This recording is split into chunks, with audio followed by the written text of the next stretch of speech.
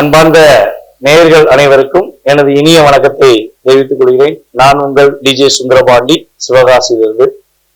நேயர்களே, கடந்த புத்தாண்டு பதிவுகளுக்கு 2025ஆம் ஆண்டு பிறக்கின்ற புத்தாண்டு பலன்களுக்கான வீடியோவில் நம்மளுடைய நேயர்கள் நீங்க கொடுத்த ஆதரவு எனக்கு ரொம்ப ரொம்ப மகிழ்ச்சியாக இருக்கிறது. நம்ம சொன்ன விஷயங்கள் நிறைய நடந்திருக்கு, கமெண்ட்ஸும் கொடுத்துருக்கீங்க. அதே போல வந்து பார்த்தீங்கன்னா கால் பண்ணியும் பேசியிருக்கீங்க. எல்லா மாநிலங்கள் எல்லாம் நாட்டுல இருந்துமே எனக்கு நிறைய கால்ஸ் வந்துச்சு. எனக்கு கண்ணுக்கு தெரியாத அன்பான நேயர்கள் எல்லாம் பாராட்டினாங்க. சூப்பரா சொன்னீங்க சார், உண்மையிலேயே சொன்னது நடந்து சார், என்னுடைய சுய ஜாதத்தை பார்க்கணும் அப்படிலாம் நிறைய நபர்கள் நமக்கு தொடர்பு கொண்டு பேசுனதுல மற்றற்ற மகிழ்ச்சி அடைகிறேன். ஸோ இப்படி ஒவ்வொரு வீடியோலுமே உங்களுடைய அன்பான ஆதரவை எதிர்பார்க்கிறேன். ஸோ அப்பதான் நான் வந்து தொடர்ந்து வீடியோ போடுறதுக்கு நானும் அதுக்கு ஆயத்தமாக முடியும் என்பதை மீண்டும் உங்களிடம் வலியுறுத்துகிறேன். ஓகே, இப்ப நம்ம என்ன பார்க்க போறோம் அதை சொல்லுங்க அப்படின்னு கேட்கும் பொழுது, 2025ஆம் ஆண்டு மார்ச் மாதம் இறுதியில் நடைபெறுகின்ற சனி பெயர்ச்சிக்கான காணொளி தான் நீங்க பார்க்க போறீங்க. கிட்டத்தட்ட நம்ம நியூ இயர் பலங்களே சொன்னோம், 3 கிரகங்கள் பெயர்ச்சி ஆகிறது. சனி பகவான் ஃபர்ஸ்ட் பெயர்ச்சி ஆறாரு, அதுக்கடுத்து குரு பகவான், அடுத்து ராகுகேது பகவான் அப்படின்னு இந்த வருஷத்துல 3 கிரகங்கள் பயிற்சி ஆகுதுன்னு பார்த்தோம். ஆனா இந்த 3 கிரகங்கள்ல எல்லாருமே ஒவ்வொரு முறையும் இந்த 3 கிரக பயிற்சியில ஒரே ஒரு கிரக பயிற்சியை பார்த்து மட்டும் ரொம்ப பயப்படுறாங்க, பதட்டம் அடைகிறீங்க. ஸோ அது என்னன்னு பாத்தீங்கன்னா சனி பெயர்ச்சி. இந்த சனி பெயர்ச்சி வந்துட்டா மட்டுமே 7 சனி, அஷ்டம சனி, விரைய சனி, பாத சனி அப்படின்னு ஏகப்பட்ட சனின்னு சொல்றாங்க. ஸோ என்னுடைய வாழ்க்கையில இந்த சனி பகவான் மிகப்பெரிய தாக்கத்தை கொடுத்துருவாரா அல்லது பெரிய பிரச்சனையை உண்டாக்கிடுவாரா அப்படிங்கிற ஒரு கேள்வி எல்லாரும் மனசிலும் இருக்கு. ஸோ அதற்கான மிகப்பெரிய முக்கியமான விஷயத்தை பற்றி சொல்லுங்க. யாருமே இந்த சனி பெயர்ச்சியை பார்த்து பயப்பட தேவையில்லை.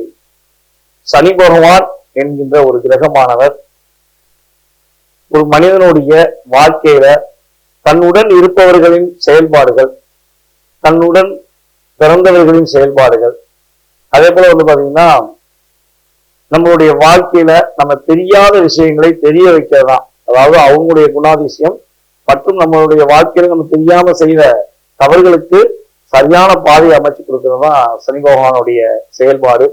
ஸோ சனி பெயர்ச்சியை பார்த்து பயப்பட தேவையில்லை. இந்த சனி பெயர்ச்சியை பார்த்து பயப்பட வேண்டிய நபர்கள் யாருன்னு பார்த்தீங்கன்னா, அரசாங்கத்துக்கு எதிராக செயல்படுபவர்கள், மற்ற நபர்களின் குடும்பத்தில் தலையிட்டு அவர்களுடைய குடும்ப வாழ்க்கையை தவறான முறைக்கு கொண்டு போறவர்கள், அதே போல வந்து பார்த்தீங்கன்னா மற்றவங்க சொத்துக்கு ஆசைப்படுறவங்க, தவறான கொள்கை, தவறான பழக்க வழக்கங்கள் வச்சுக்கோங்க.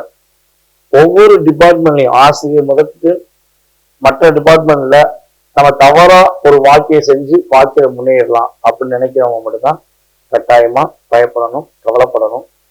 உண்மையான உழைப்பு, தன்னுடைய வாழ்க்கையில மற்றவர்களுக்கு கஷ்டம் கொடுக்காம தான் முன்னேற வேண்டும் நினைக்கிற அனைவருமே கட்டாயமாக இந்த சனி பயிற்சி மூலமாக சில விஷயங்கள்ல நன்மைகளையும் பல விஷயங்கள்ல தன்னுடைய செயல்பாடுகளோட தவறுகளையும் உணரக்கூடிய அமைப்பு தான் ஏற்படும், தவிர பாதிப்புகள் ஏதும் ஏற்பட போவது கிடையாது. அப்படி இன்கேஸ் உங்க ஜாதக ரீதியாக அல்லது உங்களுடைய இப்ப ராசியின் அடிப்படையில சில விஷயங்கள் பதட்டமா இருக்குன்னா, நான் சொல்ற வழிபாடு முறைகள், சில பரிகார முறைகள், சில தான முறைகளை செய்யும் பொழுது உறுதியாக உங்களுடைய வாழ்க்கையில மாற்றம் ஏற்படும் என்பது என்னுடைய தாழ்மையான கருத்து. ஸோ வாங்க நம்ம வீடியோக்குள்ள உங்கள் ராசிக்கான பலன்களை பார்ப்போம். கடக ராசிக்காரர்களுக்கான 2025ஆம் ஆண்டு சனி பெயர்ச்சி பலன்களை பற்றி பார்க்க போறோம். அதாவது இயல்பாகவே வந்து பாத்தீங்கன்னா நம்மளுடைய கடகராசிக்காரங்க மற்றவங்க மேல ரொம்ப அக்கறை செலுத்துவாங்க, ரொம்ப அதிகமான பாசம் வைப்பீங்க.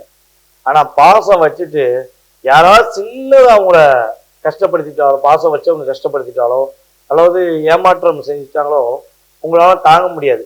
அது வந்து பாத்தீங்கன்னா உங்களுடைய லைஃப் ஸ்டைலே பெரிய ஒரு அழுத்தமான சூழ்நிலையை உருவாக்கி, ஏண்டா நம்மளை மட்டும் இப்படி கஷ்டப்படுத்துறாங்க, நம்மளை ஏன் புரிஞ்சுக்கிற மாட்டேங்காங்க அப்படிங்கிற மாதிரி பல சிந்தனைகள்ல நீங்க யோசிக்கக்கூடிய வாய்ப்புகளை நீங்க பயன்படுத்த வேண்டிய நிலைகள் உங்களுக்கு வரும். ஸோ அதிகமான பாசம், அதிகமான அக்கறை கொண்டு மற்றவர்கள் மீது கவனம் செலுத்தும் கடகராசி அன்பர்களுக்கான சனி பயிற்சி பலன்களை பற்றி பார்க்க போறோம்.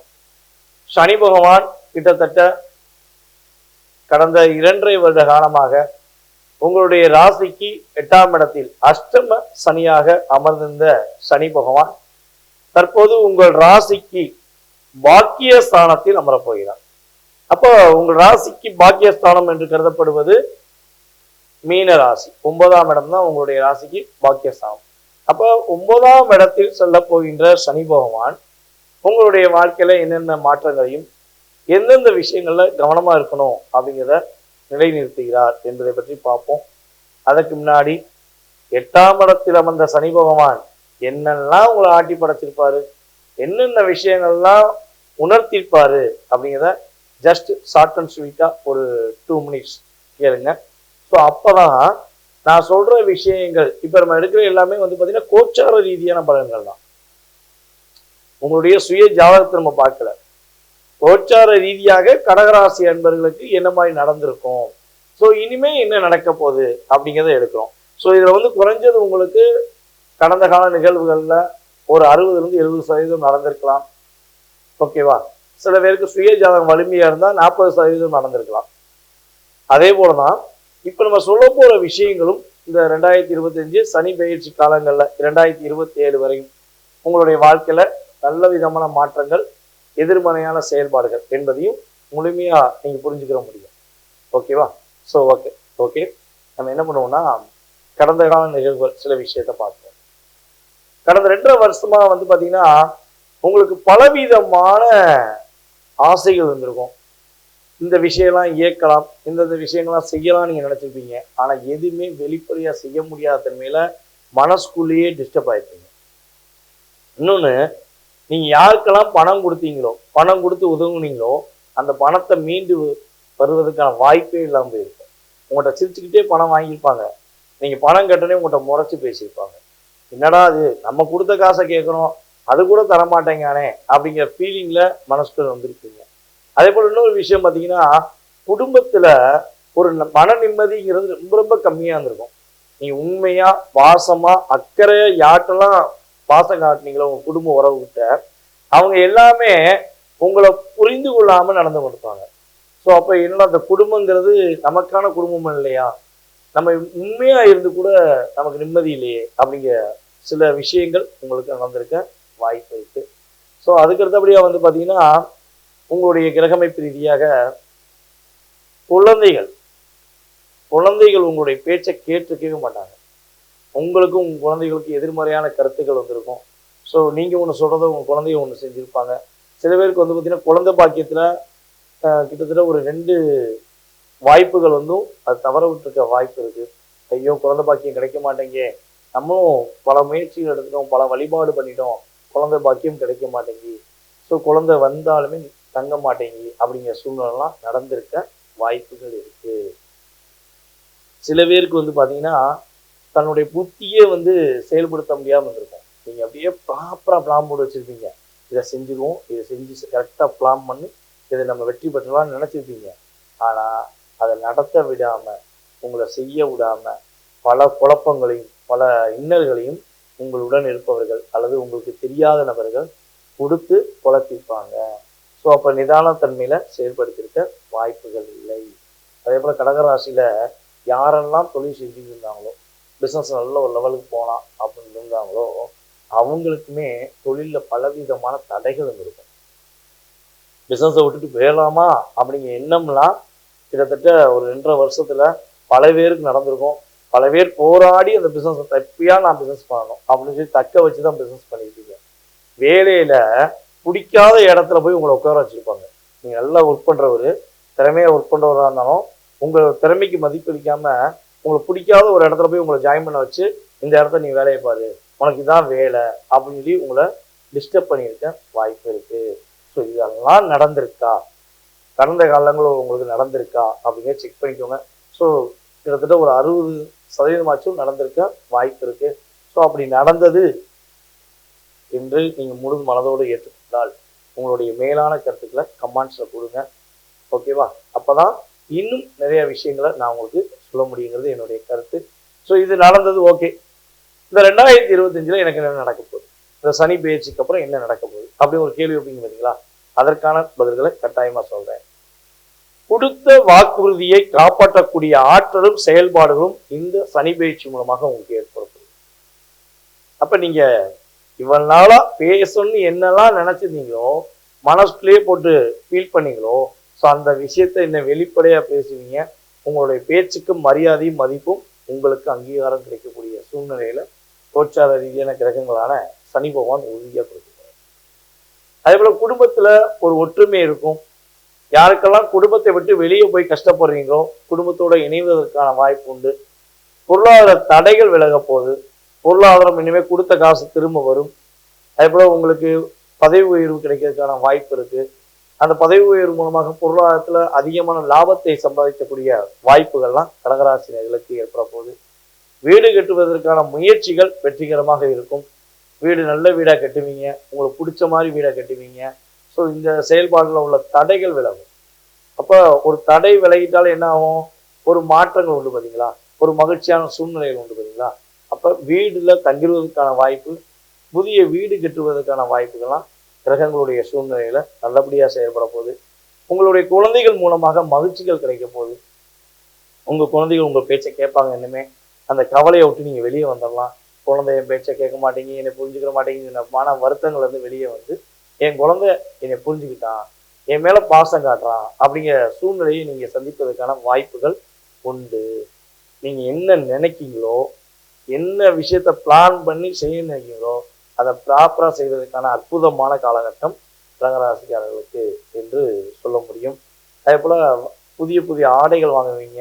உங்களுக்கு பிடிச்ச வாசனை பொருட்கள், அதாவது சென்று போடுறதுலேருந்து எதுனாலும் அப்படியே உங்களுக்கு பிடிச்ச மாதிரி பர்ஃபெக்டா ஃபாலோ பண்றதுக்கான அமைப்புகள் கிடைக்க போகுது. யாரெல்லாம் மளிகை கடை நடத்துகிறார்களோ, பலசரக்கு மக்கள் தொடர்பு சம்பந்தப்பட்ட விஷயங்கள் யாரெல்லாம் செய்கிறார்களோ அவர்களுக்கு அதிவிதமான லாபங்கள் கிடைப்பதற்கான வாய்ப்பு உண்டு. புதிய தொழில் தொடங்கி அதில் வெற்றி பெறுவதற்கான வாய்ப்புலாம் கோச்சார ரீதியான கிரகங்கள் கொடுக்கின்றன. அதே போல வந்து பார்த்தீங்கன்னா மருத்துவத்துறையில வேலை பார்க்குற நம்மளுடைய கடகராசி என்பவர்களுக்கு நல்ல மதிப்பு கிடைக்கும். கைராசியான டாக்டர் என்று பேர் வாங்குவதற்கான அமைப்பு உண்டு. உடல் ஆரோக்கியத்தில் உள்ள பிரச்சனைகள் உறுதியாக நல்ல மாற்றத்தை சந்திக்கும். அப்போ உடல் ஆரோக்கியத்தில் சின்ன சின்ன வருத்தங்கள் கவலைகள்லாம் என்னென்ன இருந்துச்சோ ஸோ அது நீங்க போது மன வருத்தங்களும் உங்களுக்கு உறுதியாக நீங்க போகுது என்று பார்க்கிறோம். இடங்கள் கட்டாயமா வாங்குவீங்க.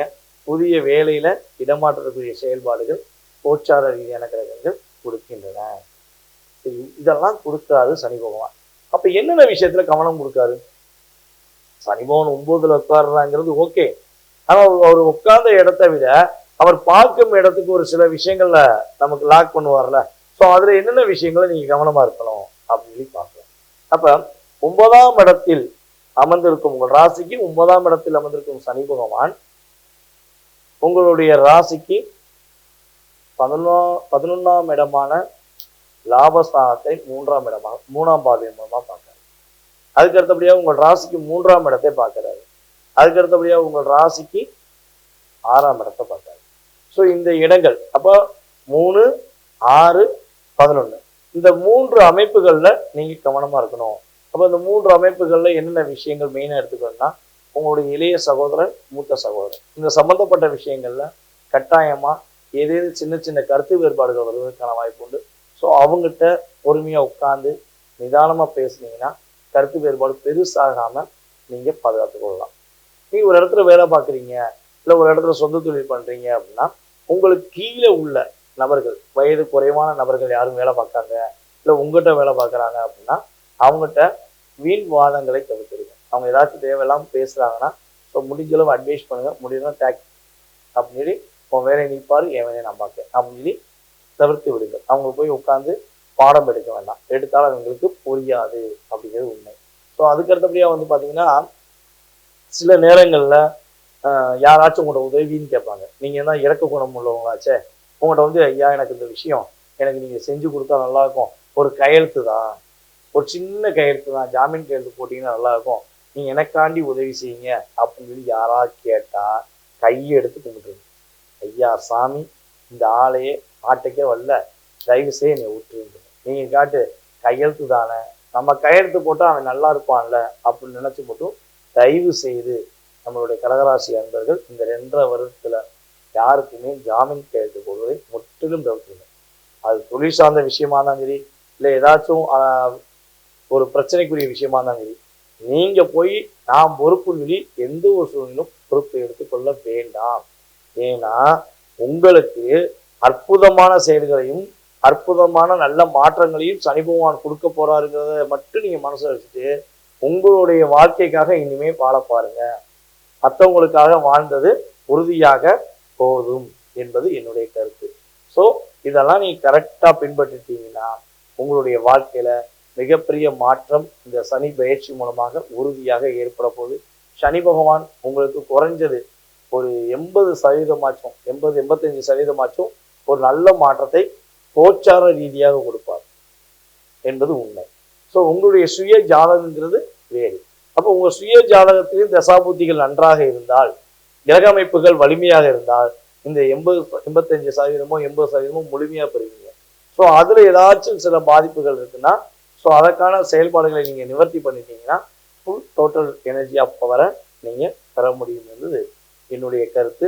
ஸோ இந்த குறிப்பிட்ட காலங்கள்ல சனி பயிற்சி காலங்கள்ல நீங்க வழிபாடு செய்ய வேண்டிய கோவில் அப்படின்னு சொல்லி பார்த்தீங்கன்னா உங்களுடைய அருகில் இருக்கும் அம்மன் வழிபாடு உங்களுடைய வாழ்க்கையில மிகப்பெரிய மாற்றத்தை உறுதியாக கொடுக்கும். அதே போல அம்மன் கோவிலில் உள்ள நவகிரகங்களில் உள்ள சனி பகவானை மனதார வழிபாடு செய்யுங்கள். உறுதியாக இந்த சனி பயிற்சி காலங்கள்ல ஏற்படுகின்ற சின்ன சின்ன சிக்கல்கள், அதே போல உறவுகளுக்குள் வருகின்ற சின்ன சின்ன தடைகளிலிருந்து விலகி ஒற்றுமையுடன் மகிழ்ச்சியுடன் நீங்க செயல்படுவதற்கான வாய்ப்புகள் உண்டு. சரி, ஓகே. இது வழிபாடு. நீங்கள் ஒரு தானமா கொடுக்கறதா என்ன தானம் கொடுக்கலாம் அப்படின்னு பார்த்தீங்கன்னா, உங்க ஊர்ல என்னென்ன சின்ன சின்ன ஃபங்க்ஷன்லாம் நடக்கும் அந்த ஃபங்க்ஷன் அப்ப கட்டாயமா தண்ணீர் இலவசமாக கொடுங்க. ஃபங்க்ஷன்ல இலவசமா தண்ணீர் கொடுக்கலாம். அல்லது இந்த வயதான முதியவர்கள், ஊனமற்றவர்கள், ரோட்டோரமா இருப்பாங்களா சாலையோரமா, அவங்களுக்கெல்லாம் சனிக்கிழமை உணவு தண்ணி ரெண்டுமே சேர்த்து கொடுத்தீங்கன்னா சனி பகவானால் சிறு சங்கடங்கள் வரக்கூடிய விஷயங்கள் கூட மகிழ்ச்சியான விஷயமா மாறி கடகராசி என்பவர்களுக்கு முழு மனதுடன் வெற்றிகரமான சூழ்நிலையை உறுதியாக சனி பகவான் கொடுக்க ஆரம்பிப்பார் என்பது என்னுடைய கருத்து. அதே போல உங்களுடைய சுய ஜாதக விஷயங்கள் ஏதேனும் தெரிஞ்சுக்க ஆசைப்பட்டீங்கன்னா கீழே உள்ள வாட்ஸ்அப் நம்பருக்கு உங்களுடைய டீட்டெயில்ஸ் அனுப்புங்க. உங்களுக்கான நேரம் ஒதுக்கப்படும். துல்லியமாக உங்களுடைய எதிர்கால பலன்களை கணித்து தர நான் காத்திருக்கிறேன். கால் பண்ணி எடுக்கலைன்னா வருத்தப்பட வேண்டாம். ஏன்னா சில நேரங்களில் ஷூட்டிங்கில் இருப்பேன். அதே போல் பார்த்தீங்கன்னா சில நேரங்களில் ஜாதகம் பார்த்துருப்பேன். ஸோ அதனால் மேக்ஸிமம் வாட்ஸ்அப்பில் நீங்கள் டீட்டெயில்ஸ் அனுப்புனா உங்களுக்கு ஜாதகம் பார்க்கறதுக்கான நேரம் ஒதுக்கப்பட்டு உங்களுடைய எதிர்கால வாழ்க்கை சம்பந்தப்பட்ட விஷயங்களை மிக துல்லியமாக கணக்கிட்டு நீங்கள் வெற்றி பெறுவதற்கான வாய்ப்பை ஏற்படுத்தி தர நான் தயாராக இருக்கிறேன்.